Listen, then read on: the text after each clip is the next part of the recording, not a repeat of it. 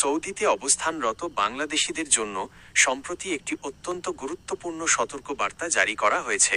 মূলত যারা নির্দিষ্ট কিছু নিয়মের আওতায় আছেন তাদের জন্য 18 এপ্রিল 2026 তারিখটি একটি ডেডলাইন হিসেবে নির্ধারণ করা হয়েছে। এ বিষয়ে বিস্তারিত তথ্য নিচে তুলে ধরা হলো। যাদের জন্য এই সতর্কবার্তা: সৌদি আরবের পাসপোর্ট অধিদপ্তর, জাওয়াজাত এবং সংশ্লিষ্ট কর্তৃপক্ষের নির্দেশনা অনুযায়ী এই সময়সীমা মূলত নিচের ব্যক্তিদের জন্য প্রযোজ্য: ওমরাহ পালনকারী, যারা ওমরাহ ভিসায় সৌদিতে আছেন তাদের ভিসার মেয়াদ শেষ হওয়ার আগেই দেশ ত্যাগ করতে হবে। ওমরাহ ভিসার সর্বোচ্চ মেয়াদ সাধারণত 90 দিন হয়ে থাকে। ভিসার মেয়াদ উত্তীর্ণ ব্যক্তি, যাদের আকামা বা ভিসার মেয়াদ শেষ হয়ে গেছে এবং যারা এখনও নবায়ন করেননি, তাদের জন্য আইনি জটিলতা এড়াতে এই সময়ের মধ্যে ব্যবস্থা নিতে বলা হয়েছে।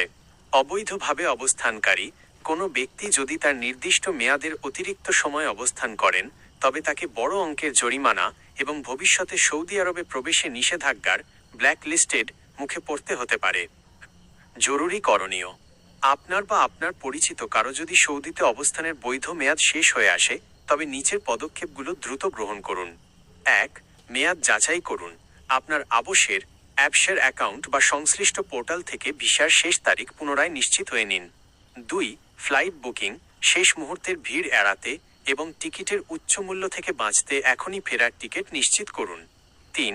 জরিমানা এড়ানো: 18 এপ্রিলের পর অবস্থান করলে প্রতিদিনের জন্য নির্দিষ্ট হারে জরিমানা গুনতে হতে পারে, তাই সময় থাকতেই প্রস্থান নিশ্চিত করা বুদ্ধিমানের কাজ। সতর্কতা: সৌদি আইন অনুযায়ী ওমরাহ বা অন্য কোনো স্বল্পমেয়াদী ভিসায় গিয়ে সেখানে থেকে যাওয়া বা কাজ করা সম্পূর্ণ বেআইনি। ধরা পড়লে জেল, জরিমানা এবং আজীবন সৌদি আরবে প্রবেশে নিষেধাজ্ঞার মতো কঠোর শাস্তি হতে পারে। আপনি কি আপনার নির্দিষ্ট কোনো ভিসার মেয়াদ বা এটি সংক্রান্ত আরও কোনো তথ্য জানতে চাচ্ছেন?